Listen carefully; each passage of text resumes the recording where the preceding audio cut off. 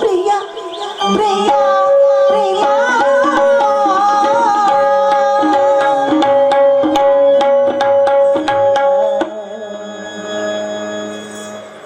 ಓ ಮಧುರ ರೂಪಿಣಿ, ನೀನಾರು? ನಾನು ಮನ್ಮಥನ ಮಾನಸ ಪುತ್ರಿ. ನನ್ನ ಹೆಸರು ಅನಂತ ಪುಷ್ಪ. ನಿನ್ನದಾವ ಕೆಲಸ ಈ ಬ್ರಹ್ಮಚಾರಿಯ ಬಳಿಯಲ್ಲಿ? ಸಿಂಗಾರದ ಕಣ್ಣಿನವೇ ಬ್ರಹ್ಮಚಾರಿಯ ಬಳಿಯಲ್ಲಿ. ಸಿಂಗಾರದ ಕಣ್ಣುಂಟು ಈ ಬ್ರಹ್ಮಚಾರಿಗೆ, ಆದರೆ ಸೌಂದರ್ಯದ ಸ್ವಾದ ಸವಿಯುವುದಕ್ಕಲ್ಲ.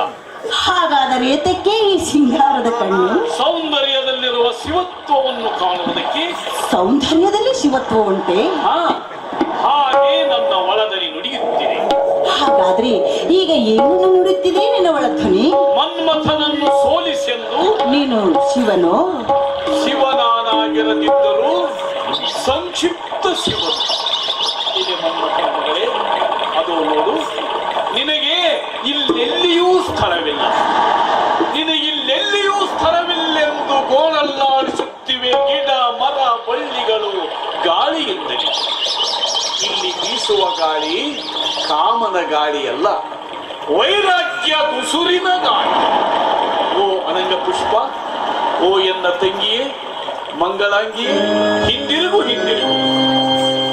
ಹಿಂದಿರುಗಲಿಕ್ಕೆ ಬಂದವಳಲ್ಲ ನಾನು, ನಿನ್ನ ವಿರಾಗ ವೃತ್ತಿಯನ್ನು ಬಿಡಿಸಲು ಬಂದಿದ್ದೆ.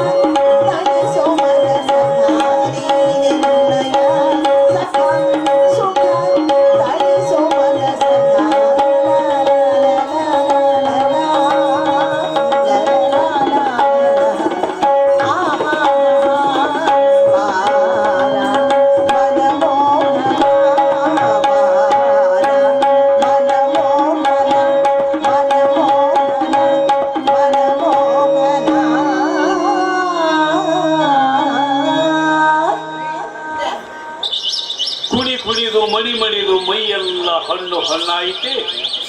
ಓ ಹೆಣ್ಣೆ, ನಿನ್ನ ಹುಬ್ಬುಗಳ ಹಾರಾಟ, ಕಡೆಗಣ್ಣಿನ ನೋಟದ ತೂರಾಟ, ಮರುಳು ಮಾನವನೆದೆಗೆ ಮಾಡುವ ಮಾಟ. ಆದರೆ ಅವೇನು ಕೊಡಲಾರವು ಈ ಬ್ರಹ್ಮಚಾರಿಯ ಎದೆಗೆ ಕಾಟ. ಓಹೋ ಚಿನ್ನ, ಈ ಚಂದ್ರಮುಖವು ಆ, ಈ ಚಂದ್ರಮುಖವೂ ಕೂಡ ಕೊನೆಗೊಂದು ದಿನ ಸುಡುಗಾಡಿನ ತೊಲೆಡೋಗಿ ಈ ಕಲ್ಪನೆಯಂದೇ ನೀನು ಭೈರಾಗಿ.